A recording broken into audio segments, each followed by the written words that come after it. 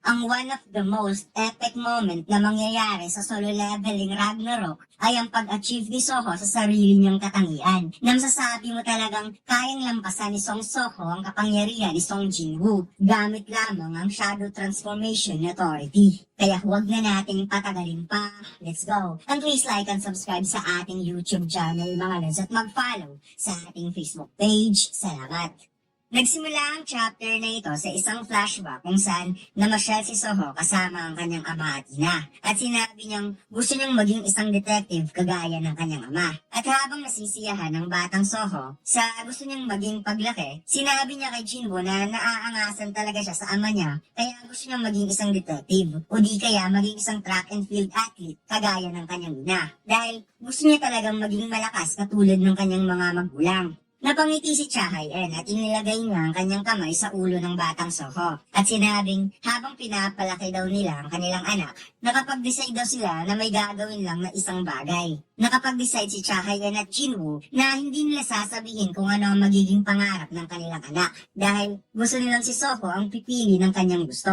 Kaya napaduko na lamang ang batang Soho dahil isa lang naman ang gusto niya. Gusto niyang maging malakas katulad ng kanyang mga magulang. Kaya napatugon si Chahayen na kung yan ang gusto mo, magagawa mo yan. Subalit gusto niyang tatanungin muna ni Soho ang sarili kung ito nga ba talaga ang gusto mo. Napaisip ang ating bida. Dahil kung babalikan daw niya, hindi niya talaga naiintindihan ang gustong sabihin ng kanyang ina. Subalit matapos ang tiyak na punto, sinimulan niyang habulin ang anino ng kanyang ama at tinigilan niya ng tanungin ng kanyang sarili. Inisip niya kung saan nga ba siya magaling or ano ang kanyang gusto. Biglang naalala ni Soho si Lim Do-gyo. Nung na-amaze ito sa langgam na iginuhit niya, ngunit sinabi nitong hindi daw mag-i-improve ang isang drawing skills kapag patuloy itong gumuguhit sa parehong bagay. Kaya napahaha na lamang ang ating bida dahil kung titingnan daw ng maigi ang kanyang guhit, hindi naman lahat pareho. May slight difference. Kaya napatugon si Lim Do-gyo na alam naman niyang unique ang mga guhit ni Soho. Sinabi ni Soho na madali lang siyang nafo-focus sa drawing na ito dahil magkatulad lang at the more daw na gumuguhit siya ng ganito, the more nagiging natural ang drawing niya. May biglang napansin si Do-gyo na parang may kakaiba sa lahat. Kaya napatanong siya kung isa pa rin bang ang bagay na yan. Sinabi ni Soho ang rason kung bakit niya na-obtain ng shadow transformation. Ito ay dahil ibinigay ang system sa kanya na nakadepende sa sarili niyang katangian. Kaya ngayon, hindi na siya tututol kailanman. Gagawa siya ng shadow transformation na mainly magagamit sa combat style at malaya niyang iguguhit ang shadow base sa gusto niya.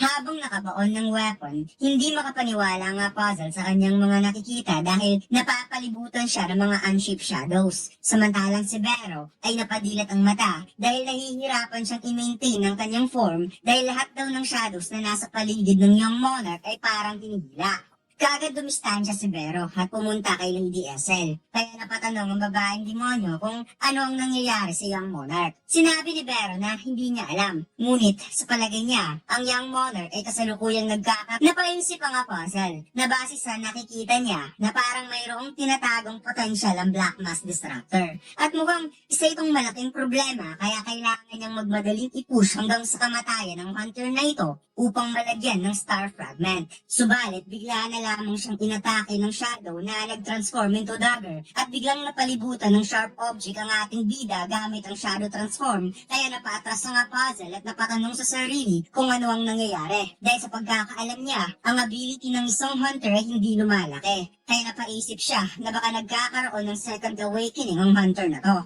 Habang nagkakaroon ng bleeding, ginamit ni Soho ang shadow upang takpan ng sugat at makikitang unti-unting nagliliyab ang shadow sa kinatatayuan ng ating bida habang napatransform ang kalahating bahagi ng mukha ni Soho na parang isang full power shadow monarch at ipinakitang ang kamay ay totally coated na ng shadow transform. At heto na nga mga lads, gamit ang shadow transform, nag-ala full power shadow monarch ang buong left arm ni Soho na maihahalin tulad natin sa form ni Jinwoo nung nakalaban si Antares. Ngunit sa tingin ko, ginaya niya lang yung braso ni Bero dito mga lords. Napaisip ang ating bida kung ang shadow transformation ay magagamit lang ba sa pag-transform ng shadow into weapon. Dahil kung iisipin, ang katangian ng shadows, which is ang ability to change form, ay posibleng kaya nitong gamitin sa iba pang paraan.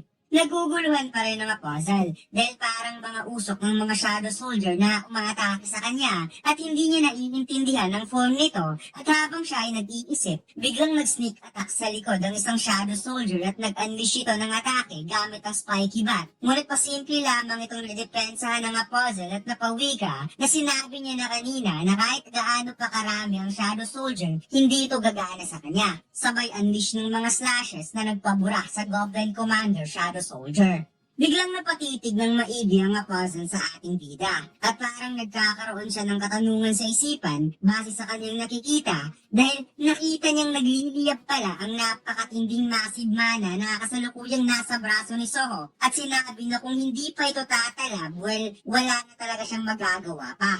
It's turned out na ginamit pala ng ating bida ang bad skill with Lady Essel, which is ang Demon Strike, ang pinakamalakas na skill na kayang bumura ng napakalakas na monster. At isa na nga dito ang Tomb Warden na si Sheka, ang one-hit delete moment. Mabilis na tumalon si Soho na parang naka-blink dagger. Dahil heto na nga mga lods na paatras sa nga puzzle sa nagbabagang kamao ng ating bida. Dahil nakita niya ang atake na ito ay mukhang napakadelikado. Subalit para sa kanya, malabo siyang matamaan sa isang napaka-obvious na atake. Kaya kaagad siyang nagpakawala ng mga slashes upang mapigilan ang momentum ni Soho. Napatingala ang ating bida nang tumama ang mga slashes sa katawan, kaya napangiti ang puzzle habang iniisip ang capability ng Shadow Transform na kapag mawawalan man ng isang binte, hindi ito mag-cause ng malaking problema gamit ang ganitong klaseng authority, which is napaka-okay kapag ma-obtain niya ang ganitong klaseng ability.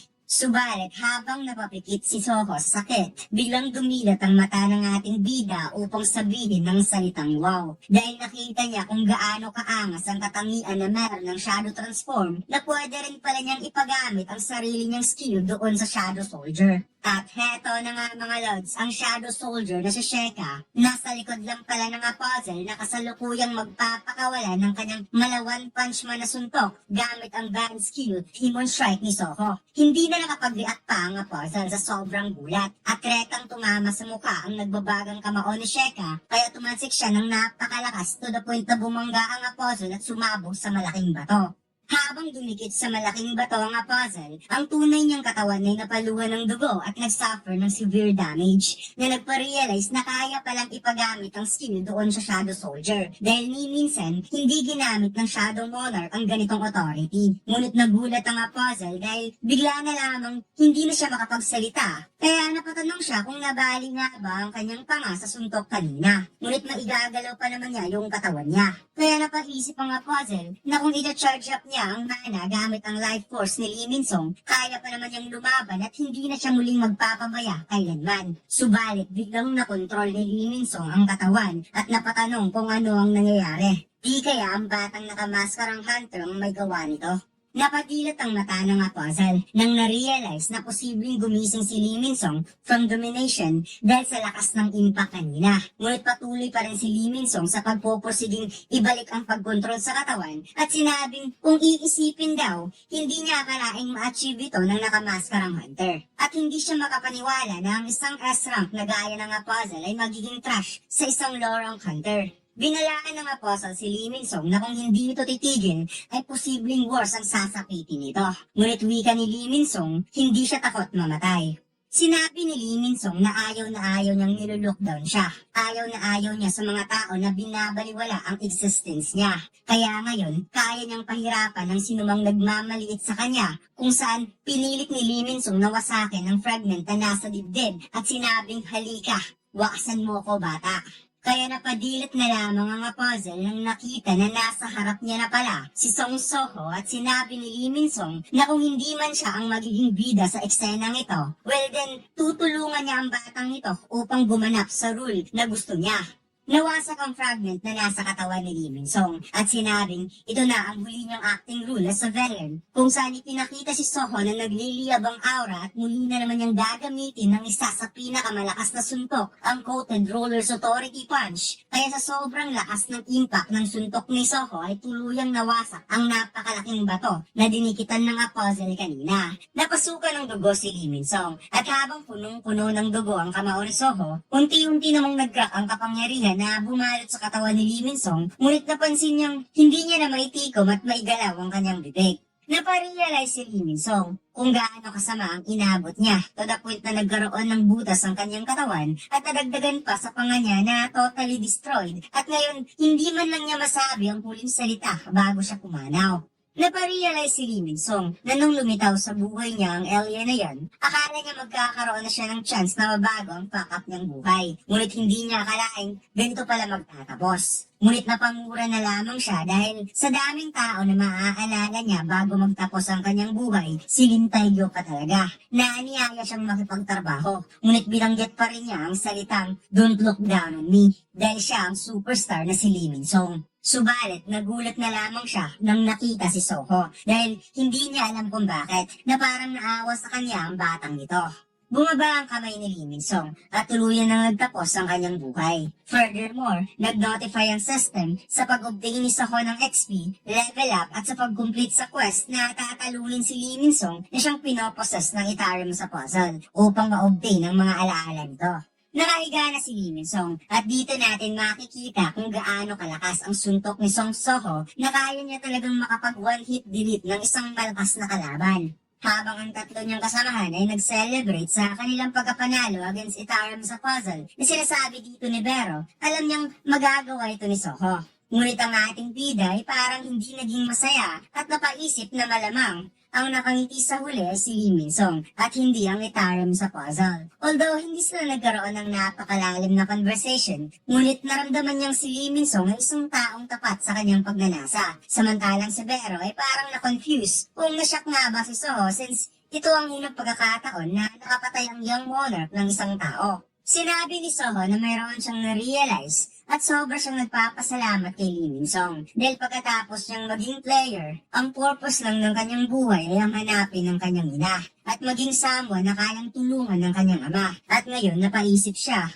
kung mayroon ba siyang sariling goals sa sarili niyang buhay. At malamang yan ang rason kung bakit sinabi ni Lee Min-sung na siya ay ang taong hindi alam kung ano talaga ang gusto sa buhay. Biglang naalala ni Soho kung paano niya nilabanan ng kanyang ama sa last part ng tutorial. Naramdaman niya kasi ang malaking paghanga at pagnanasang talunin ng kanyang ama. Na nung sinubukan ni Soho na pakawalan ng pinakamalakas niyang suntok sa time na yon, dinaanan lamang ito ni Jinwoo at nag-iwan ng mga slashes na dumurog sa isa sa pinakamalakas niyang gadget at sinabi niya na kung pwede lang na maging mas malakas kagaya mo. Napaduko si Soho dahil alam niyang sa panahon na yon gusto niyang manalo kaya siya desperado. At habang siya ay nakatingala sa kalangitan, sinabi niya na mula sa puntong yon hanggang ngayon, ang kanyang ama ay napakalayo na at sobrang laki. Isang tao na hindi niya na ma-imagine kung paano niya malalapitan. At mukhang may gusto siyang sabihin sa tatlo niyang kasamahan. Hinarap ni Soho ang tatlo at sinabing masarap magkaroon ng inspiration, diba? At habang tinuturo niya ang kalangitan, sinabi niya na habang siya ay lumalakas, gusto niyang mas maging malakas pa at maging pinakamalakas sa lahat. Lalampasan niya ang Puzzle of Itarim at lalampasan niya ang mga monarchs kahit ama niya pa. At yan ang gusto niyang mangyari sa kanyang buhay. Kaya napatulalaan na lamang ang tatlo sa laki ng pangarap ni Soho. Kaya napakomento si Bero na habang ina-absorb daw niya ang sinabi ng young monarch, na-realize niya na napaka-imposibleng maabot ang pangarap na yon. Ngunit susuportahan pa rin niya si Soho. At dagdag pa ni Lady Essel na mukhang sobrang hirap naman na malampasan ang lakas ng isang shadow monarch. Kaya nagpasalamat na lamang si Soho sa pagsira ng dalawa sa maganda niyang mood. Napaisip ang ating bida na natural lang naman na mag-isip sila ng ganon since napaka-imposibleng malampasan ng kanyang ama. Kaya titingnan niya muna ang mga rewards at bigla niyang napansin na nakatanggap pala siya ng isang advancement quest at tinatanong siya ngayon ng system kung tatanggapin niya ba ito. Napaisip ang ating bida kung bakit siya binigyan ng ganito. Na dahil ba sa umabot na siya ng level 40 kaya binigyan siya ng advancement quest. At hula niya, mukhang finally magkakaroon na siya ng classification ngayon. Ngunit ang hindi alam ni Soho, ang tunay na katawan ng Puzzle of Itarim may kasalukuyan siyang zino-zoom in gamit ang ability na makita kahit ito ay nasa malayo. At mukhang ginamit ng puzzle ang pakpak upang siya ay makalipad at malinaw na makita si Soho. Napahawak sa ulo ang puzzle habang nakangiti dahil hinayaan daw niya ang sarili na magpabaya sa laban. At sa palagay niya, nagpo-possess talaga ng kakaibang potensyal ang Black Mass Disruptor. Kaya siya ay napawika na kailangan niya itong makuha. Ipinaliwanag niya na isa sa mga authorities na kanyang nakuha habang ginagather niya ang kanyang mga fragment ay ang scale of equivalent exchange. Isang ability na nag-aalaw sa kanya to exchange something na pagmamay-ari niya na isang bagay na may katumbas na halaga. Ang mga believers na nasa malapit ay kaya niyang i-exchange ang life force into mana. Napacharge pa nga puzzle na parang mayroon siyang binabalak gamit ang life force na na-absorb niya. At sinabing dapat ganito na makikitang gumawa ng hand posture ang puzzle of Etarim na para bang gagawa siya ng arrow shots gamit ang star fragment. At nakita natin ang hand positioning na ito mga lads kay Hunter Choi Jong-in. At mukhang ginaya nga niya ang ginawa ni Hunter Choi sa Incheon International Airport. Samantalang si Vero ay kasalukuyang tumutulo na ang laway habang pinagmamasdan ng katawan ni Lee Min-song. Kaya di siya nagatubiling mag-ask kay Soho na sisimulan niya na ang pag-search patungkol sa Puzzle of Etarim gamit ang memories ni Lee Min-song. Nasagot naman ang ating bida, aasahan ko yan Vero. Napaisip ang ating bida kung galit ba si Lee Min-song sa mundo matapos ang Great Catalysm at iniisip pa rin niya mga sinasabi nito na kung hindi siya naging player, ngunit bigla na lamang siyang napadilat ng naramdaman ng star fragment na bumaon sa kanyang katawan at hindi makapaniwala si Lady Essel, Gray at Vero nang tumasik ang dugo ni Soho habang ang ating bida ay pinagpapawisan sa kakaisip kung saan nanggagaling ang atake. Nasa malayo ang puzzle. Kahit ito ay nasa himpapawid, mahihirapan pa rin si Soho na makita ang puzzle kung wala siyang zoom-in ability. Kaya napangiti na lamang ang puzzle of Etarim nang biglang nag-activate ang star fragment sa katawan ni Soho. At habang pinoprocess ng star fragment ang pag-take over control, lumabas ang napakaraming shadow at napasigaw ang ating bida dahil mayroong something na gustong pumasok sa kanyang isipan. Samantalang, agad namang nag-activate ang passive effect ng longevity upang i-immune ng status anomaly since lahat ng disease, poisons, and status effect ay kayang tanggalin ng longevity dahil nagtataglay ito ng explosive generative abilities. Kaya kaagad sinimulan ng countdown from 3, 2, 1, ngunit sinabi ng system na nabigo silang policy ng anomalyang status kaya ang longevity ay kasalukuyang inaanalisa ang status anomaly at muli na namang nag-countdown from 3,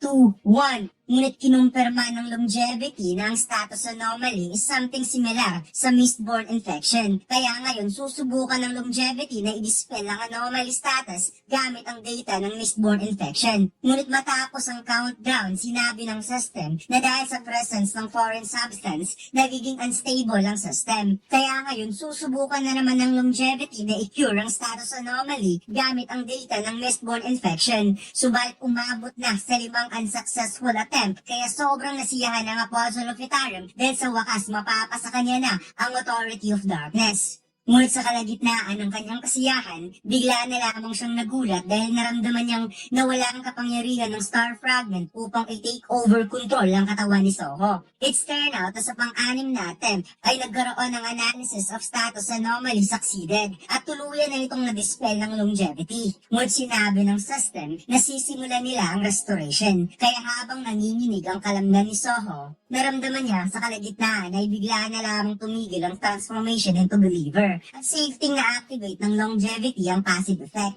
Kaya ngayon, kailangan niyang gamitin ng shadow upang takpan ng sugat. Ngunit bigla na lamang siyang nakaramdam ng pagkahilo na parang unti-unting naglalaho ang kanyang paningin at nang nakita niya ang kanyang health points na kahit nagtagumpay ang longevity, patuloy pa rin bumababa ang HP niya na umabot ito sa 72 points hanggang sa naging 40 points at nang umabot ito sa 8 points na kapag decide ang ating bida na wala na siyang ibang solusyon kundi i-accept ang advancement quest. Biglang lumitaw ang Shadow Gate at sinabi ng system, ang tanging player lang ang pwedeng pumasok upang magiging smooth ang transition ni Soho. At ang teammates ng ating bida, which is ang mga Monarch Descendant, ay aalisin muna sa Shadow Dungeon. Samantalang napadilat na lamang ang mata ng Puzzle of Etarim nang nasaksihan ang napakalawak na force field energy na nanggagaling sa Authority of Darkness, habang si Soho ay walang choice kundi pumasok sa gate mag-isa. Pagkatapos maya-maya, napansin ng ating bida ang sobrang dilim. Wala siyang makita. Kaya napatanong si Soho kung siya ba ay patay na. Subalit sa nakikita niya, hindi naman masakit ang kanyang tiyan. Biglang nagkaroon ng kulay asul na apoy ang torch. Kaya unti-unting ipinapakita si Soho. Ngunit bigla na lamang nagulat ang ating bida dahil nakita niya ang isang napaka-familiar na lugar. Ang lugar kung saan siya nagkaroon ng tutorial. Pinuntahan ng Apostol ng Pitarim ang lugar kung saan naganap ang matinding laban at hindi siya makapaniwala na wala na siyang nararamdamang magic sa paligid. Nagulat daw siya sa biglaang paglitaw ng gate at kinuha na lamang bigla ang Black Mass Disruptor pati ang mga Shadow Soldier. Subalit napaisip ang Apostle kung bakit hindi isinama ang bangkay ni Liwinsong. Ibig sabihin, ang gate na nagbukas kanina ay maaaring siya lang ang makakagamit at ang kanyang mga teammates. Napagtanto ng Apostle, bakit kapag nakakaharap niya ang darkness at ang black mass, something may unexpected na mangyayari. Kaya napangiti na lamang siya at napawika, "This is interesting." Pagkatapos, lumipat ang eksena kung saan nagpapawos na si Soho para sa kanyang advancement quest at upang masubukan kung okay nga talaga ang kanyang katawan. Sinabi niya na pagkatapos niyang mapunta sa lugar na to, ang butas ng kanyang tiyan ay ganap na gumaling. At sa tingin niya, wala namang nangyayaring kakaiba sa katawan niya ngayon. At kung may problema man, itong sinasabi sa kanya ng system na ang mga Monarch Descendant at iba niyang teammates ay hindi pwedeng mag-participate sa advancement quest at hindi din siya pwedeng gumamit ng dungeon key. Kaya di siya makakagamit ng band skill since hindi niya mabubuksan ang shadow dungeon. Nakita ni Soho na ang lugar na ito ay ang dungeon kung saan nagkaroon siya ng tutorial. Ang dungeon na nilikha ng kanyang ama para sa kanya. Although ang katauhan niya before ay nawala, subalit sa alaala niya ito ay nananatili. Gayunpaman, wala nang knights na pwede niyang talunin upang makapag-level up. At hindi man lang siya binigyan ng kahit anong weapons. Kaya sinabi niyang napakamalas naman. Nangyari pa talaga ito kung kailan nawasak ang Vulcan Horn Gunlet. Naisip ni Soho na hindi niya alam kung bakit. Wala man lang detail quest na ibinigay sa kanya. Kung kailangan niyang buksan ng pintuan or akyatin ng tower, kagaya noon. Well, wala siyang magagawa kundi dapat niyang i-clear ang lahat na wala man lang weapon at band skill. Dagdag pa ni Soho, sa naaalala niya, ang lugar na ito ay napakaraming daanan na may hahalin tulad sa Labyrinth movie. Parang ganun, pero medyo kakaiba.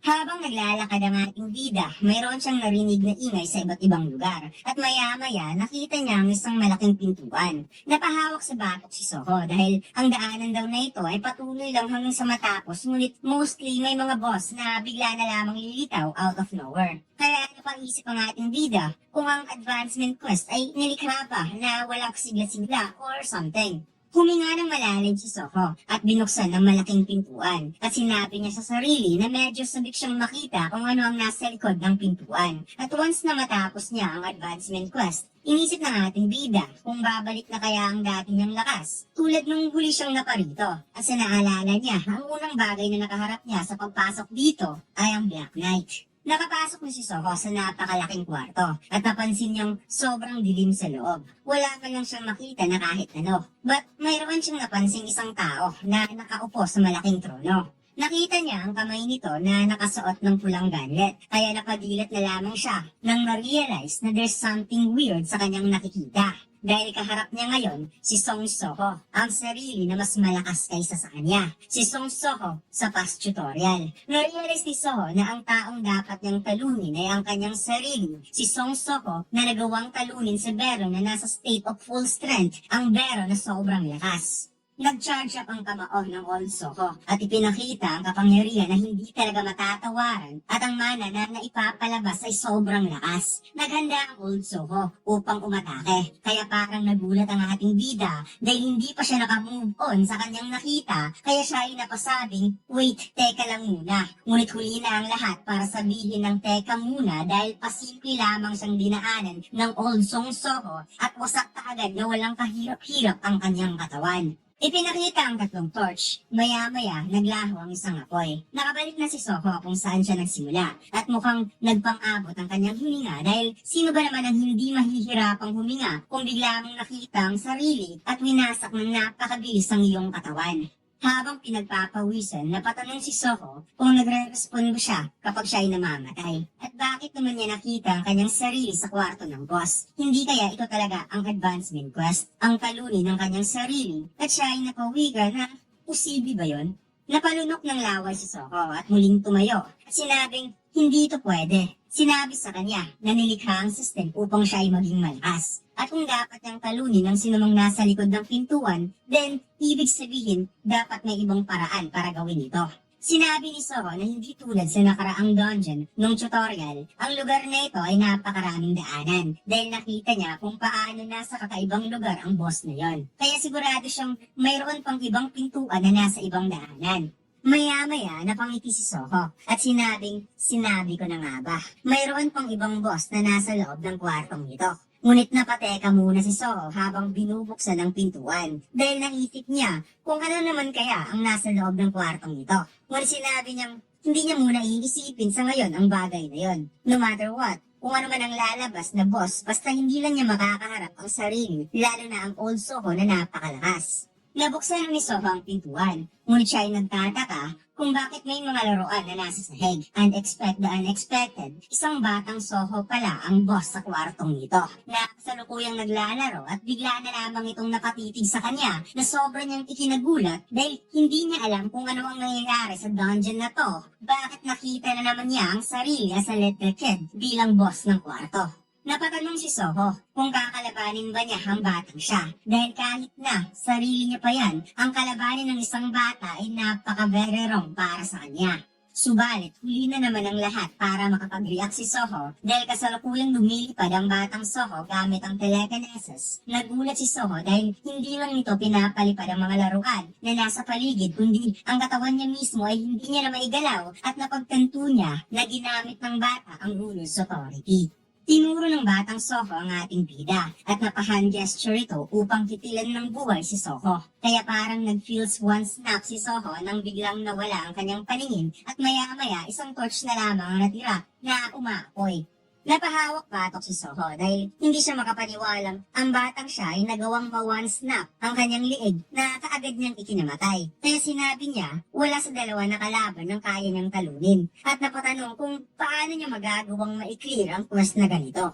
May biglang naalala si Soho na binigyan lang siya ng 3 life sa tutorial at pangalawang beses na siyang namatay. So ibig sabihin, may 1 life na lamang na natira para sa kanya. Subalit bigla na lamang niyang nakita ang napakaraming torch na nasa itaas at abot ito hanggang sa pinakaitaas na para bang walang hangganang torch ang kanyang nakita. Kaya napasabi na lamang ang ating bida, what the heck is going on? Biglang sinabi ng system na mayroong substance na galing sa ibang mundo at dahil sa interference, nagkakaroon ng error ang system at dapat niyang talunin ang nasa likod ng pintuan gamit ang natirang buhay na ibinigay sa kanya at hindi siya makakaalis ng dungeon kung hindi niya matatapos ang advancement quest. Ipinakita ang hindi mabilang na torch na nasa itaas na nagbibigay ngayon ng katanungan kay Soho kung ano ang ibig sabihin nito. Kaya siya ay napawika na huwag mong sabihin ang lahat ng ito ay nagre-representa as a number of lives na meron siya. Dagdag pa niyang, tama ba to? Ngunit wala namang paraan para makapag-level up sa lugar na to.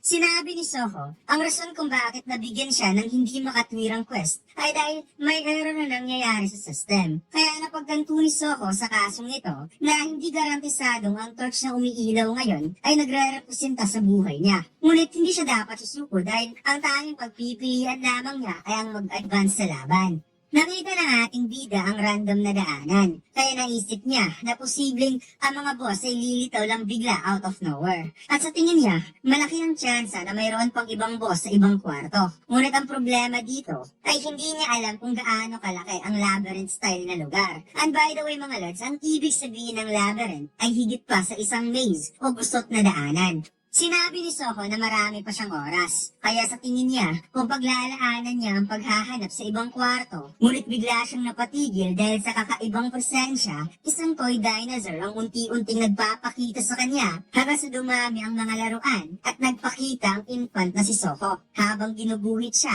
na pinupugutan ng ulo. Sobrang nagulat ang ating bida nang nakita ang infant na si Soho. Kaya siya ay napatanong kung ano ang ginagawa ng batang to dito. Lumabas ba siya sa pasilyo sa pamamagitan ng pintuang nabuksan niya kanina? Kagad tumakbo ang ating bida upang makalayo. Subalit bigla na lamang siyang naputulan ng binte nang tumama ang toy dinosaur na sobrang niyang ikinagulat. Habang lumilipad ang infant na si Soho gamit ang ruler's authority, gumagapang naman ang ating bida para lamang makalayo at hindi siya makapaniwala na nagawang ma-burst ang kanyang bintik dahil lang sa natamaan nito ng laruan, kaya duda niya ginamit nito ang ruler's authority upang makapag-produce ng speed ang infant version na si Soho. Kaya napawi ka na lamang ang ating bida kung paano niya matatapos ang misyong ito ng ganito.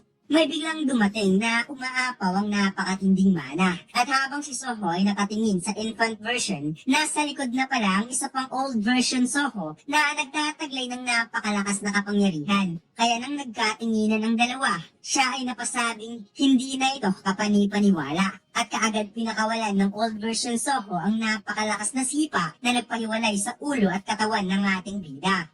Hinampas ni Soho ang dingding sa sobrang galit habang napahawak sa kanyang ulo dahil it's totally cheating daw para sa kanya na ang mga boss ay gumagala lang sa hallway. At siya ay napatanong kung paano ito naging ganito kahirap. Dumaan din ba ang kanyang ama sa ganitong klaseng advancement quest? Gayunpaman napangiti ang ating bida dahil sa buhay pa siya. So ibig sabihin, ang napakaraming natitirang ilaw na sumisimbolo sa mga buhay ay para sa kanya. At kung ang kondisyon para matapos ang misyong ito ay talunin ang nilalang sa loob ng silid, hindi daw niya kailangang labanan ng dalawang yon. Ang kailangan niya lang gawin ay patuloy silang hamunin at maghanap ng bagong silid. Subalit sa pagbalik ng ating bida upang humanap ng ibang silid, sinalubong na naman siya ng napakalakas na suntok ng old version Soho. At kahit ang infant version Soho ay hindi siya binigyan ng kahit kaunting awa nang binaloktot ang braso niya gamit ang ruler's authority. Habang tinatamasa ni Soho ang napakatinding sakit sa paulit-ulit niyang pagbalik upang makahanap ng ibang silid, sinabi niya na okay lang kung mamamatay siya. Meron naman siyang unlimited lives kung tutusin. At kung patuloy lang siyang i-challenge ang dalawang to, well, siguradong makakahanap din siya ng ibang kwarto ng boss. Subalit bigla na lamang naisip ni Soho kung ano ang gagawin niya kung wala ng ibang boss room dahil sa pagkakaroon ng system error. Sinabi ni Soho ang walang katapusang buhay at kalaban na hindi niya kayang talunin kahit anong gawin niya at lugar na hindi siya pwedeng mag-level up na siyang nagdulot sa katanungan ng ating bida na wikang, ito ba ang tunay na impyerno? Biglang naalala ni Soho ang sinabi niya kay Gray, Essel at Vero na kung magiging malakas man siya, gusto niya siya ang maging pinakamalakas. Kaya napangismis na lamang si Soho habang dumudugo ang kanyang labi. Kumuha ng dugo si Soho gamit ang kanyang hinlalaki. Kasi dahil daw sa mga salitang binitawan niya na nagmimistulang mga tanikala na siyang nagtutulak sa kanya upang kumilos habang napamura. Kaya gamit ang dugo sa labi niya, susubukan ni Soho na iguhit ang labanan kapag siya ay namatay. At gagawin niya ang lahat kung ano ang kanyang makakaya. Pagkatapos, lumipat ang eksena kung saan nagkaroon ng announcement ang Hunter Association na ipinagbabawal na ang paggamit ng Stardust sa mga Hunter. Ibinalita sa lahat ang pagiging patok ng Stardust sa mga Hunter bilang isang stimulant na walang side effect, ngunit natuklasan na karamihan sa kanila ay nawawalan sila ng alaala matapos itong makonsume. Kaya ngayon, ang mga Hunter na gumagamit ng Stardust ay sumasailalim sa mga pagsusuri. Samantala, ang Vice Guild Master ng Grim Reaper Guild na siyang nasa sentro ng distribusyon ng Stardust ay natagpuang patay ng mga mountain climbers kaninang umaga sa paanan ng bundok. Ang dating celebrity na kilala bilang bayani ng mga Hunters ay yumanig sa mundo nang mailantad ang krimen na kanyang ginawa. Kaya ngayon, ang Grim Reaper Guild ay nasa ilalim ng investigasyon ng Hunter Association. Napahawak sa ulo si Lintegyo at sinabing kasalanan niya to. Kung naprotektahan lang sana niya si Lee Min-song ng maaga, hindi sana ito mangyayari. Kaya napatagon si Chairman Woo Jin-chul na huwag sisihin ni Lintegyo ang sarili. Dagdag pa ni Lintegyo na mayroon pang bagay na gumugulo sa kanya. Dahil nung nahanap niya si Lee Min-song, hindi ito mukhang normal. Dahil wala itong kakayahan na kayang baguhin ang kanyang anyo ng ganoon. Kaya napagtanto ni Hunter Choi na posible kayang isa itong skill na nilikha galing sa Stardust. Nasagot naman ni Lintegyo, hindi niya alam ngunit malaki ang posibilidad. At dagdag pa ni Lintegyo na nung nakita niya si Lee Min-song, nakikipaglaban nito sa Black Mask Hunter. Kaya naisip ni Hunter Choi na baka ang Black Mask ang posibleng pumatay kay Lee Min-song, habang si Woo Jin-chul ay napaisip kung sino ang Black Mask Hunter. Sinabi ni Hunter Choi Jong-in na ngayon lang niya napagtanto na may isang minor na sumama sa grupo na nai-report na bigla na lamang nawawala. At ang pangalan ng hunter na ito ay si Song Soho na registered as a D-rank hunter. Subalit base sa sitwasyong nito, naisip din niya na may posibilidad na isa siyang peking listahan ng mga rehistrado. Nag-ask si Hunter Park Do-jin kung pwede ba niyang makita ang litrato. Kaya ibinigay kaagad ni Hunter Choi since kung tutuusin, involved ang bagong S-rank hunter sa insidente nito. Samantalang si Woo Jin-chul ay napaisip na malaki talaga ang tsansa na si Song Soho ang Black Mask Hunter. Ngunit bakit muli na naman itong nawawala? Kaya sinabi na lamang niya, Hunter Song Jin-woo, ano ba talaga ang nangyayari kay Soho? At sana ligtas lang ito. Habang ang puzzle of Itare may sinusubukang takpan ng kalahating mukha ni Soho sa litrato at bigla na lamang siyang napangiti nang na-realize kung sino talaga ang Black Mask Disruptor.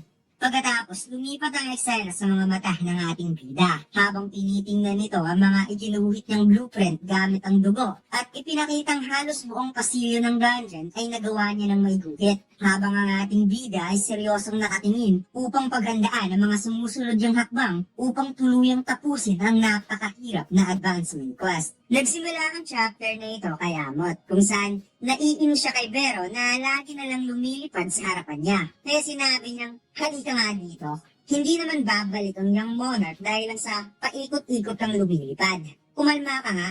Napatugon si Vero habang umiiyak na isa ka talagang crocodile na wala man lang damdamin. Hindi na nila alam kung nasaan ngayon ang young monarch. Kaya papaano siya kakalma? Hanggang sa bumaha na talaga ang luha ni Vero dahil hindi daw talaga siya nakakatulog sa sobrang pag-aalala para sa young monarch. Samantalang, sinabi ni Lady Essel habang nalulungkot na nauunawaan daw niya kung bakit ganun na lang ang ikinikilos ni Vero. Dahil matagal na rin kasi since 2 linggo na mula nung pumasok ang young monarch sa gate. Kaya na-realize ni Amot na hindi lang pala si Vero kundi nag-aalala din si Lady Essel sa young monarch. Nasagot naman ni Lady Essel na hindi ba daw naisip ni Amot na parang wala siyang pakialam kay Soho. Pareho naman sila na nasa iisang team. Biglang sinabi ni Amot, sigurado ba kayong kilala nyo ang young monarch? Bagay na nagpakuha ng pansin ni Lady Essel. Tinatanong niya kung bakit tinatarato nila ang young monarch na parang isang bata.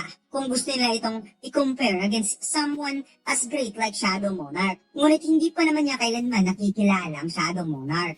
Subalit, ang tanging alam lang niya ay kahit tumutubo ang katawan ng young monarch, mabali man ang kanyang mga buto, mauubos man ang lakas ng kanyang isipan, hinding-hindi ito sumusuko. Paliwanag ni Amot na naman ang pagsubok na kinakaharap ngayon ni Soho, sigurado siyang malalampasan ito ng young monarch at makaalis ito ng buhay. Kaya habang tumutulo ang luha ni Vero, naibsan ng kaunti ang bigat ng kanyang damdamin. At si Lady Essel naman ay napangiti dahil tama nga naman ang mga sinabi ni Amot at sabay nilang sinabi na kailangan nilang magtiwala kay Song Soho. Pagkatapos, lumipat ang eksena kung saan hindi na nakapagpigil pa ang ating bida at wala na siyang choice kundi labanan ng old self Soho at sinabing hindi niya hahayaang patuloy siyang patayin ng paulit-ulit subalit hindi man lang nakalanding ng kanyang kamao, winasa kaagad siya gamit ang napakasimpleng suntok na wala man lang kahirap-hirap. Pagkatapos, bumalik ulit ang ating bida at this time, kaharap na naman niya ang baby Song Soho kaya mabilis siyang gumalaw habang isinasagawa ang pag-atake dahil alam niya kung ano ang kakayahan ng baby Soho using Ruler's Authority. Subalit in just a moment, parang laruan lang ang ating bida na pasimpleng winasak gamit ang Ruler's Authority. Sinabi ni Soho na sumusuko na siya sa pagbibilang kung ilang beses na siyang namatay. Ngunit paliwanag ng ating bida na sa kabila ng paulit-ulit niyang pagkamatay, may isang bagay siyang nadiskubrihan matapos siyang makita ang status windows ng dalawa. Ang nilalang na pumuputol ng kanyang katawan gamit ang psychokinesis ay ang sanggol na siya. Paliwanag ng ating bida, although ang baby Song Soho ay hindi nagtataglay ng level tulad ng isang player, ngunit nagpo-possess naman ito ng max level Ruler's Authority. And additionally, ang nilalang naman na siyang nagbibigay sa kanya ng matinding damage kahit sa simpleng physical contact ay ang old self Soho noong nasa tutorial pa siya. At ang class ng tutorial Soho ay isang Soul Striker na ngayon ay kasalukuyang nasa level 99 na sa monster. Kaya nang bumalik sa simula ang ating bida, dali-dali siyang napabackstand upang tumakbo ng mabilis habang napamura dahil mayroon talagang isang lugar na hindi niya talaga magawang marating. Sinabi ni Soho na habang paulit-ulit siyang namamatay at bumabalik, nararamdaman niya sa sarili na unti-unti siyang nasasanay na tanggapin ang takot. Kaya kapag muli niyang matanggap ang matinding damage, sasabihin na lamang niya sa sarili na susubukan niyang muli. At nang muli na naman siyang namatay sa kamay ng baby Soho, sinabi niyang konting-konti na lang. Subalit, pakiramdam niya, ang nararamdamang ito ay parang umiira lang sa lugar nito. Dahil alam niyang hindi siya dapat magpabaya pagdating sa kamatayan. At dahil dito, kailangan niyang magpatuloy at magsikap upang makasurvive sa abot ng kanyang makakaya. Dagdag pa ng ating bida na habang nararanasan niyang mamatay ng paulit-ulit, nararamdaman niya sa sarili na unti-unti siyang nagiging matatag sa proseso. Kaya habang tinitingnan ni Soho ang blueprint na ginuhit niya gamit ang sariling dugo, nakita niyang mayroon na lamang isang lugar na hindi pa niya napupuntahan. At kung wala mang pintuan sa lugar na ito, ibig sabihin, wala nang ibang paraan para matapos niya ang advancement quest, ay ang talunin sila. At habang naglalakad ang ating bida, sa muling pag-iisip daw niya, ay tila may nararamdaman siyang kakaiba na habang palagi niyang nakakasalubong ang dalawang monster na iyon, mas bumibilis siya sa bawat pagkakataon. Kung kaya't napangiti ang ating bida nang na-realize na kahit hindi siya nag-level up, ay nagkakaroon pa rin siya ng improvement each time at napawika, I see, nagpakita ka na naman. Kung saan hinanda ka agad ng ating bida ang kanyang sarili dahil alam niya na kung ano ang gagawin. Palagi daw nitong sinusubukang ilayo siya upang hindi niya mapupuntahan ang direksyon na to. Kaagad ginamit ni Soho ang kanyang bilis upang i-outsmart ang baby Song Soho. Nagamit ang kanyang ruler's authority. Kapag gagamitin niya ito upang takpan ang bawat sulok ng kanyang paligid, magagawa din niyang ngunit hindi niya natapos ang ibig niyang sabihin dahil bigla na lamang niyang napansin ang opposite force na bumangga sa ruler's authority niya. Kaya nagulat si Soho nang lumihis lang ito sa gilid niya na parabang naproteksyonan siya ng sarili niyang ruler's authority. Nagmadaling tumalon ang ating bida upang lagbasan ng baby Soho. Bagay na ikinagulat ng bata na humantong sa panlilisik ng mga mata nito. Ngunit bago pa man ito muling nakagamit ng ruler's authority, ginamit ng ating bida ang kanyang jacket upang takpan ang mukha ng bata. Napangisnis ang ating bida sa sobrang pagmamadali para lang makapunta sa next location since ito lang ang lugar na hindi pa niya napuntahan at palagi siyang sinusubukang ilayo sa daanan ito. Kaya gamit ang ruler's authority, madaling nakapunta si Soho sa daanan upang makita kung ano ang meron dito. At hindi nga siya nagkakamali, isang napakalaking pintuan ng naghihintay pala para sa kanya. Napadilat ang mata ng ating bida nang nakita ang pintuan. Kaya di niya napigilan ang sarili na manabik na puntahan kaagad dahil totoo nga talagang may iba pang naroon maliban sa dalawang yon. At habang mabilis na tumatakbo si Soho, bigla na lamang siyang napamura dahil naramdaman niya ang isang napakalakas na presensya na paparating kung saan nag-alasonic ninja sa sobrang bilis ang old self Soho para puntahan kaagad ang ating bida. Nagawang mahawakan ni Soho ang malaking pintuan at napaisip na kailangan niyang dumaan kaagad sa pintuang ito ng mabilis. Dahil kung ang layunin talaga ng dalawa na pigilan siya na makalapit sa pintuang ito, wala na siyang magagawa kapag dumating na ang Soul Striker. Kung saan hindi nga siya nagkakamali dahil parang the flash na lumitaw sa iskinita ang Soul Striker sa sobrang bilis kaya napasyat na lamang ang ating bida nang nagkatinginan ng dalawa. Nag-one step ang old self Soho, Soul Striker, at bigla na lamang nitong nawala na parang sonic boom sa sobrang bilis na tumakbo para pigilan ng ating bida habang si Soho ay tuluyang nabuksan ng pintuan at tagumpay na nakapasok sa loob ng kwarto. Naisara ni Soho ang pintuan habang hingal na hingal dahil sa intense at sa sobrang pagod. At napatanong siya kung makakapasok ba ang Soul Striker sa kwartong ito. Ngunit na-realize naman niya na parang hindi na. Napapukpok sa pintuan ng ating bida dahil finally nakalayo din siya sa dalawang yon. However, naisip din niya na hindi pa naman dito nagtatapos. Basta ang importante, nakalayo siya at kung sino ang nandito. At batay sa kanyang nakikita, mataas ang posibilidad na isa na namang past version niya ang nasa lugar na ito. At sa tingin niya, maaaring siya mula sa unang kalahati ng tutorial. O baka naman siya noong panahong dala niya ang napakaraming weapon. Kung saan unti-unting nagpakita ang isang tao na may hawak na dalawang espada, bagay na napansin kaagad ng ating bida. At habang ito ay naglalakad, ramdam talaga ang bigat na tinataglay nitong mana na dinadala At heto na nga mga lods, isang current Soho ang nagmimistudang boss ngayon sa kwarto na pinusukan ng ating bida. At mukhang ang current Soho na ito ay hindi basta-basta dahil bukod sa nagtataglay ito ng matinding mana, hawak-hawak nito ang dalawang klaseng magkaibang espada. Ito nga yung rack and spang swords at iba pang weapon na hindi pa natin nakikilala. At base sa shape ng espada na ito, I guess, parang galing ito sa Berserk Dragon.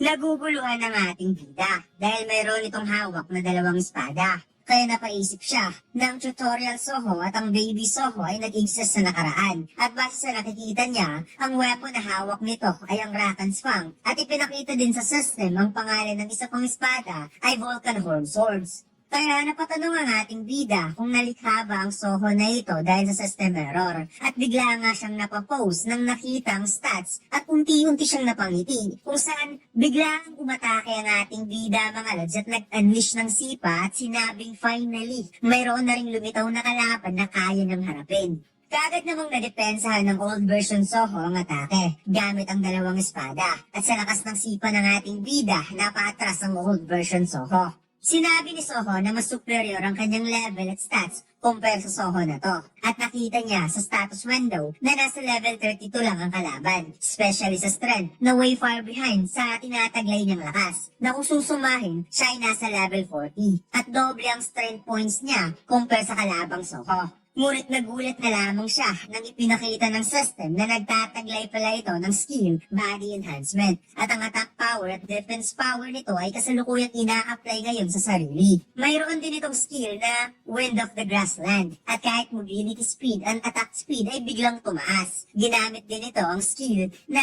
Titan Armor at pati na rin ang defense power enhancement na totally sobrang OP talaga mga lods compare sa kanya kahit lamang siya sa statistics. Nagulat na lamang si Soho at hindi makapaniwala na kung papaanong nagkaroon ng body enhancement skill ang Soho na to nakatulad sa kakayahan ni Amot at mayroon pang napakaraming buff.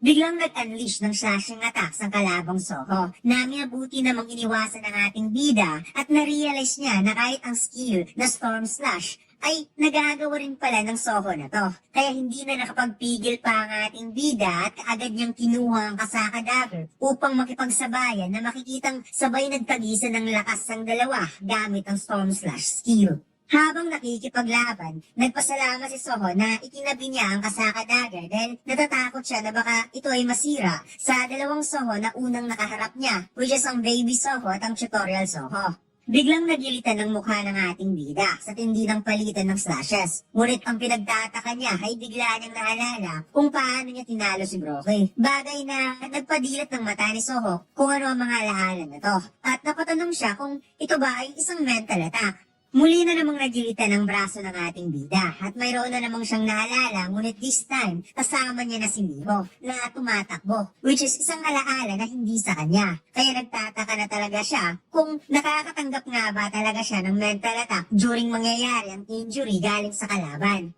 Nakapag-decide si Soho na umatras muna upang magkaroon ng malawak na space sa pagitan nila. Ngunit sa hindi inaasahan, biglang nagbigkas ng salitang arise ang kalabang Soho kung saan mabilis na umatake ang hindi kilalang shadow. At sa sobrang bilis nito mga lods, parang isak mata ang dalawa na nagpapalitan ng atake na sinasabayan din talaga ni Soho ang bilis nito. Nagkagisgisan ng weapon ng dalawa sa sobrang intense ng laban at nakita ni Soho na nagngangalang kway ang shadow na ito na mayroong rank na knight. Ngunit ang mahirap dito mga lods ay nagsimula ng mag-engage ang kalabang Soho at kaagad nag-unleash ng atake gamit ang Vulcanhorn Swords at buti na lang mabilis itong naiwasan ng ating bida. Naging 2v1 ang laban, ngunit ang pinagtataka ng ating bida kung papaanong nagawang makapag-summon ng Shadow Soldier ang Soho na to, hindi naman niya kayang mag-store ng Shadow noong siya ay level 32 pa lamang. At ang malala pa nito, the more na nakikipaglaban siya, the more niya nare-realize na ang memories na dumadaloy sa kanyang isipan ay pagmamay-ari ng Soho na ito. At talagang nararanasan ng kalabang Soho ang mga alaala nito sa ibang mundo. At ang mundo na yun ay mayroong different Bero, ibang Excellent Grey at kahit si Amot. At nandiyan din siya na maayos na inaasikaso ang mga incident kasama ang kanyang mga teammates. Ipinakita din sa mga alaala na binibigyan din talaga ang Soho na ito ng mga quest sa pamamagitan ng system na good at fit sa kanyang sitwasyon at pareho din silang patuloy na lumalakas habang binibigyan ng mga trials. Hindi niya alam kung bakit dahil ba sa error kaya nalikha ang mga alaala sa lugar na ito. Tumalsik ang dagger ni Soho kaya tinake advantage ng Shadow Soldier ang pagkakataon at kaagad nagsagawa ng pag-atake. Ngunit mukhang bahagyang napangiti ang Shadow Soldier dahil instead na kamao ang tumama, bigla niyang binago ang shape kaya tumagos sa kamay ni Soho ang sharp shadow na nilikha ng Shadow Soldier. Napatanong ang ating bida na wikang bakit palagi mo akong binibigyan ng ganitong pagsubok na sobrang hirap at bakit kailangan niya palaging malampasan ng kanyang limitasyon na para bang tinatanong ni Soho ang kanyang ama na siyang nagreprogram ng system. Dagdag pa ng ating bida na hindi lang basta pagsubok ang kanyang nararanasan dahil namatay siya ng daan-daang beses sa sobrang lakas ng kalaban. Muli na namang nagsagawa ng pag-atake ang kalabang Soho sa pamamagitan ng pag-snake attack sa likod ng ating bida at ang Shadow Soldier ay napangiti since nagawa niyang mastak ang kamay ni Soho at hindi na ito makakawala pa sa gagawing atake ng kalabang Soho. Subalit, ang atake na yun ay parang mga matutulis na metal na nagbabanggaan dahil ang Shadow Soldier ay inabsorb lang naman sa kaliwang kamay ni Soho mga lods at inilipat sa kanang braso upang gawing Shadow Weapons Gauntlet na kasalukuyang pinipigilan ng dalawang espada ng kalaban. Sinabi ni Soho na mayroon siyang nadiskubrihan matapos siyang maranasan ng numerous despair na ang maupo lang at walang gagawin ay hindi talaga mapapabuti ang sitwasyon. Nagpakawala si Soho ng suntok na kaagad namang nadepensahan gamit ang dalawang espada. Ngunit hindi pa dyan nagtatapos dahil kakasimula pa lang ng ating bida mga lods na kaagad pinakawalan ang napakaraming sunod-sunod na suntok na siyang nagpapahirap ng gusto sa kalabang Soho. Uwi ka ng ating bida, hindi naman sa system error ang problema kung nagkakaroon talaga ng error.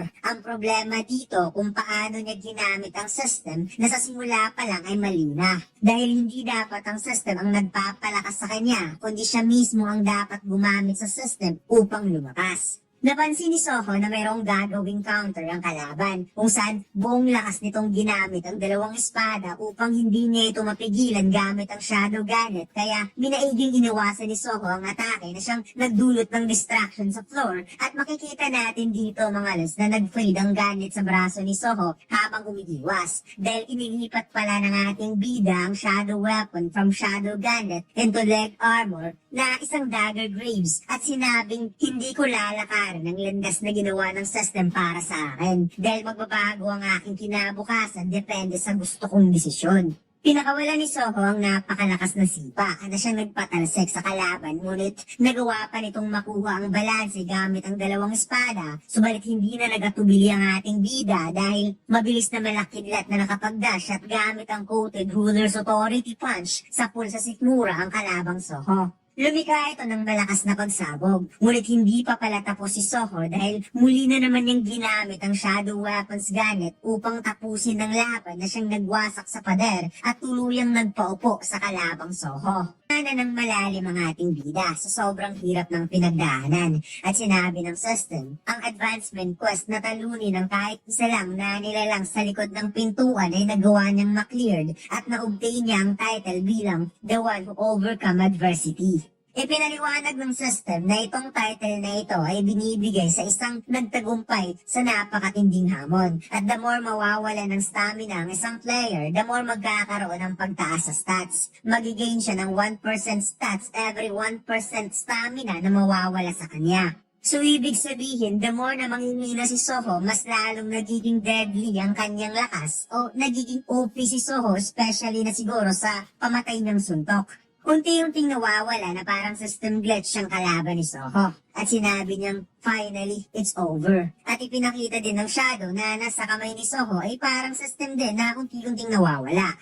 Nagkaroon ng analyzation ng system sa movement ni Soho to determine a suitable class para sa kanya. At sinabi nitong, pinili daw nito na makipaglaban instead na yumuko sa kalabang mas makapangyarihan kaysa sa kanya. Ang kanyang isipan daw ay hindi bumigay sa kabila ng daang-daang beses na nakaranas ng pagkamatay at nagawa nitong ma-accomplish ang physical at mental growth kahit na nasa sitwasyon kung saan hindi nito kayang palakasin ang sarili sa pamamagitan ng pag-level up. At idinagdag pa ng system na ang kanyang pagkamalikhain ay laging naghahatid sa kanya ng positibong solusyon sa oras ng krisis. At ang kanyang matatag na determinasyon ay nagbibigay sa kanya ng inspirasyon sa kanyang mga teammates na tinitiyak na mararating ang lahat ng kanilang layunin basta magkakasama-sama. Sinabi ng system na mamimili si Soho sa pagitan ng tatlong class, bagay na nagpadilat ng mata ng ating bida nang lumitaw ang tatlong magkaibang classification. Una, ang Shadow Descendant. Kung pipiliin daw ni Soho ang class na ito, ang system ay magiging gabay sa kanya upang siya ay magiging tagapagmana ng Shadow. Pangalawa, ang Soul Striker. Sinabi ng system na batay sa mga nakaraang data,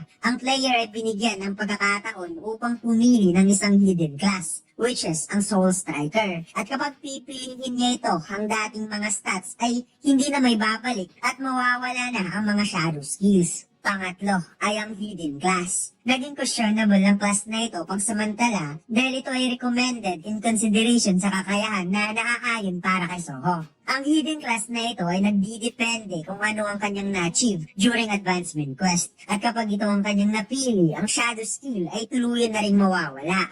Na-confuse ang ating bida dahil una, ang class na tinahak niya na walang magbabago. Pangalawa, ang class na tinahak niya sa nakaraan. At ang pangatlo ay ang class na mawawala sa kanya ang lahat at mararanasan na naman niya muli ang panibagong kapangyarihan. Kaya siya ay napauwi ka na, "Are you kidding me?" Sinabi ni Soho, naranasan niyang mamatay dito ng ilang ulit at makukuha lang niya ang isang reward matapos siyang pagdaanan ng ganitong napaka-imposibleng advancement quest kung saan kinuha ni Soho ang tatlo at sinabing kukunin ko ang lahat. Kaya parang naghalo ang shadow at system error sa ginawa ng ating bida at ito ay inabsorb ng kanyang katawan at sinabi ng system, "You have completed your advancement. Your class is..." Nagsimula ang chapter na ito kung saan humiga na si Vero sa bumabaha niyang luha sa sobrang lungkot at pag-aalala para sa Young Monarch. Kaya kinuha ni Lady Essel ang maliit na ulo ni Vero upang karamayan. Sinabi ni Lady Essel na 3 linggo na ang nakalipas ngunit wala pa rin silang naririnig from Young Monarch. At habang lumuluha ang maliit na insekto, tinanong niya si Amot na sa tingin ba nito, nasa mabuting kalagayan kaya si Song Soho?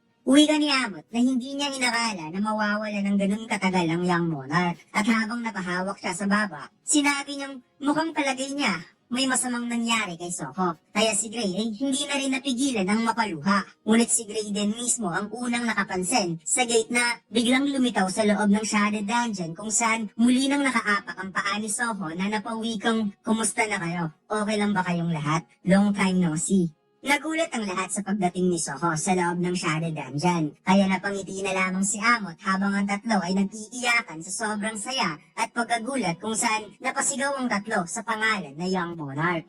Pagkatapos, lumipat ang eksena sa malaking gusali at mukhang ang building na ito ay ang Anjin Software Company ni Jo Jinho. It's turned out na pinuntahan ni Chairman Woo Jinchul si Jinho upang mapag-usapan na siyang tinatanong ngayon ni Jinho ang balita patungkol kay Soho. Sinabi ni Jinchul na nakakahiyaman, subalit kahit ang Hunter Association ay walang impormasyon na nakuha upang mag-lead papunta kay Soho. Dagdag pa ng chairman na ang kasalukuyang atmosphere ngayon ng Hunter Association ay hindi maganda at marami ang nag-a-assume na si Soho ang pumatay kay Lee Min-song. Nagulat si Jinho sa sinabi ni Jinchul dahil hindi siya naniniwala na magagawa iyon ni Soho. Kaya sinabi ni Jinchul na sa tingin din niya, hindi rin gagawin ni Soho ang bagay na yon. Ngunit base sa mga binanggit ni Jinho sa una nilang pag-uusap na si Soho ay may kaugnayan sa Itarim. Kumalma ang dalawa at ipinahayag ni Jinho na sa previous timeline ay wala siyang nagawa upang matulungan si Jinho na lumalaban mag-isa. Kaya ngayon, hindi niya hahayaang mag-isa lang si Soho na lumalaban.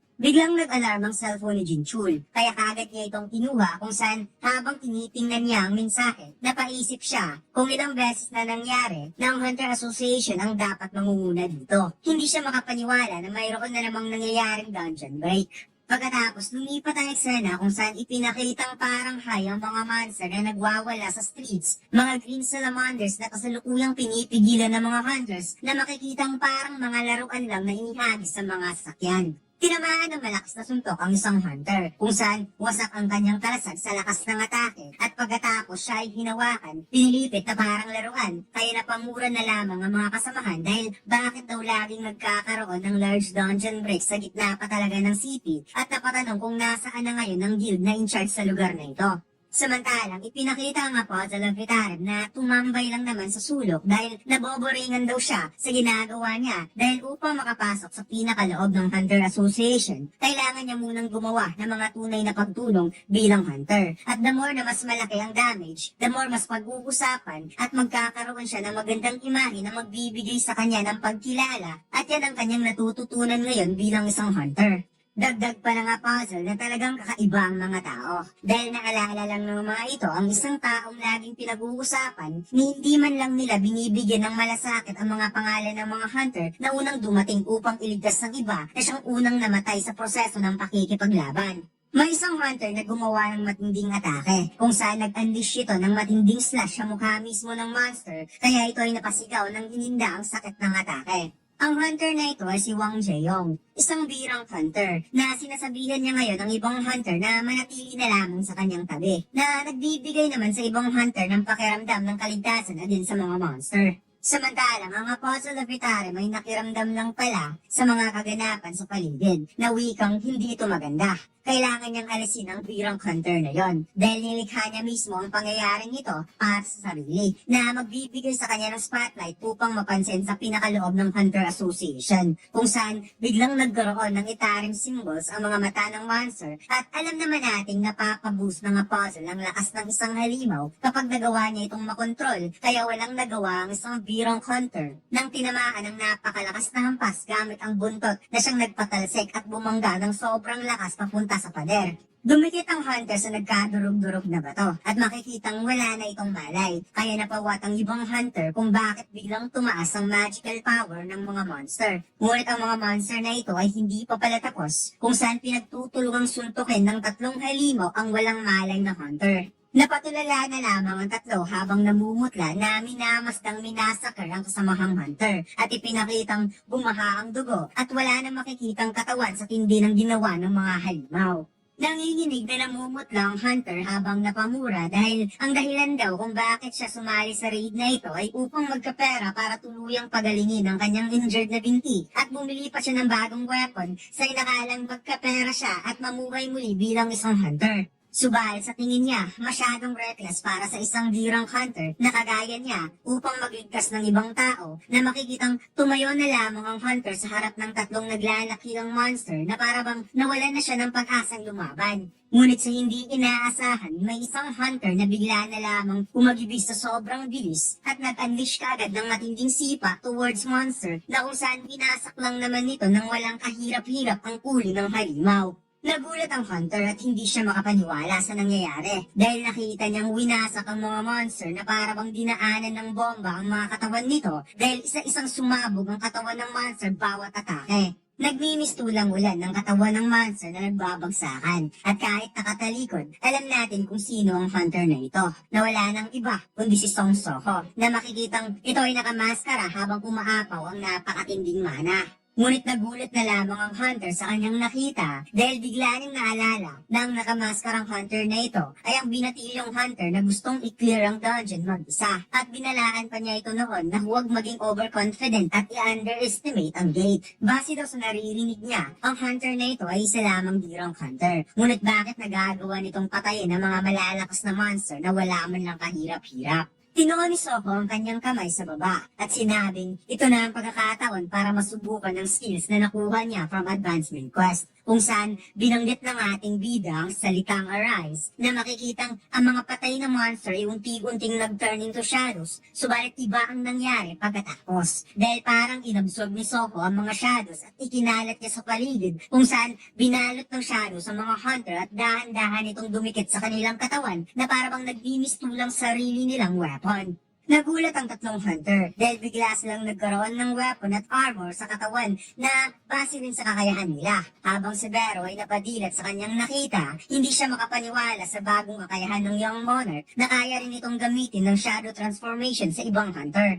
Paliwanag ni Soho, ang skills na ito ay hindi shadow transformation. Ito ay talagang kategorya lang bilang isang item. At ipinakita nga dito na ang weapon na hawak ng mga hunter ay parang isang tunay din talaga na weapon na hindi gawa sa shadows. Dahil mayroon itong mga sariling pangalan, creation rank, type of weapon, attack power, strength, defense power, stamina, agility, at kahit skills effect ay mayroon ding naka-imbue depende sa quality ng weapon. Hindi pa rin makapaniwala si Vero na nagagawa ni Soko na lumikha ng item gamit ang Shadow Soldier, na kahit ang Shadow Monarch mismo ay hindi nagawa ang ganitong klaseng kakayahan. At gayon ganito nakakaiba ang Young Monarch matapos malampasan ang advancement quest, at yan daw ang kapangyarihan ng isang irregular White Shadow. Napaisip si Soko na wala na siyang dahilan para takpan at itago ang kanyang mukha. Kaya habang unti-unting ipinakita ni Soho ang kanyang mukha, sinabi niya na kung kaya pa nitong lumaban, maaari ba niyang hiramin ng lakas ng mga hunter, na makikitang nakangiti si Soho na kinonvince ang mga hunter na lumaban na magkasama-sama. Samantalang nakahawak sa bakura ng Apostle of Retarem nang naramdaman ng kapangyarihan ni Soho, dahil finally nagpakita na rin ito. Ngunit nabigla siya dahil mayroon na naman itong kakaibang ability na napawi kang ibang-iba ka na mula nung huli tayong naglaban, Song Soho, na parang nararamdaman daw niya na ito ay ganap na ng iba sa Darkness Shadow Monarch na lumaban mag-isa gamit ang buong lakas. At dito ipinakita na si Song Soho ay nasa level 42 na at mayroong class na irregular White Shadow na may title, The One Who Overcame Adversity. At mayroon din siyang skill na Shadow Creation level 1, no mana required. Napapaloob nito ang Transform Shadow into an item based sa imagination ni Soho. At ang shadow na nalikha upang maging item ay hindi na may babalik bilang Shadow Soldier. Pagkatapos, lumipat ang eksena sa bansang India, sa lugar kung saan nakabase ang Ashura Guild, na maya-maya nagkaroon ng napakalakas na pagsabog at dito ipinakita ang mukha ni Ryo Sin na ginawang una ng sariling dugo habang namumutla ang mata, na napawikang, Soho, pasensya na kung sa ganitong paraan ko na ibabalik ang kabutihang ipinagkaloob mo sa akin, na makikitang kasama pala ni Ryo ang buong guild na bumagsak sa kamay ng malahiganting tao na ngayon ay hindi makapaniwala na isang Korean guy ang pumatay sa kanyang mga tauhan. Pagkatapos, ipinakita nga dito mga lads na si Thomas Andre pala ang nagwawala sa base ng Ashura Guild kasama si Laura, na makikitang kahit palabas na ito ng pintuan, nakuha pa nitong durugin ng pader sa sobrang galit dahil hindi niya mapapatawad ang sinumang gustong gumalaw sa pagmamay-ari niya. Kaya ngayon, pupunta siya ng Korea. Pagkatapos, lumipat ang eksena sa isang napakaputi na ulap at ito pala ay nagigelo sa sobrang lamig at dito ipinakita ang isang napakalaking gate na nasa kalangitan kung saan isang babaeng dilawang buhok ang ipinakita na nakatayo sa napakalawak na lugar na punong-puno ng yelo at dito ipinakita ang isang shadow soldier na maladrago ng forma at laki na sinasamahan ng isang babae at sa tingin ko mga lads, alam nyo na kung sino ang babaeng ito. Si Mami Chahayen kasama si Kaisel. Nakaka-amaze lang kung iisipin mga lods kung gaano kalakas ang bawat individual na shadow soldier ni Jinwoo, na kahit siya ay nasa napakalayong lugar, hindi nawawala o nabubura ang kanyang shadow soldier na parang mayroon din itong mga sariling mana. At sa pagtatapos ng chapter na ito mga lods, mayroong malungkot na announcement ang solo leveling Ragnarok. Kailangan nila ng time for preparation upang gawing mas maganda ang Season 2. Dahil ang chapter na ito, Chapter 47, ito ang huling chapter ng Season 1 ng solo leveling Ragnarok webtoon. Kayo mga lods, oras na ba para humanap na naman tayo ng ibang anime na pag-uusapan yung maganda at maangas na pwedeng kagiliwan ng lahat? Please comment down below. At sa mas detalyadong mensahe, hayaan nyo akong i-record ang sinabi mismo ng webtoon. Solo Leveling, Ragnarok, Season 1 Finale. Season 1 of the webtoon Solo Leveling, Ragnarok has officially come to an end. Thanks to the love and support of our readers, we were able to complete this season without any issues. We sincerely appreciate your support. To bring you an even more exciting and evolved Season 2, we will be taking some time for preparation. Solo Leveling, Ragnarok was made possible thanks to the dedication and hard work of author Dahl, whose novel served as the foundation for the webtoon adaptation. We extend our deepest gratitude to Dahl for their incredible contribution. We ask for your continued support and anticipation for Solo Leveling, Ragnarok in the future.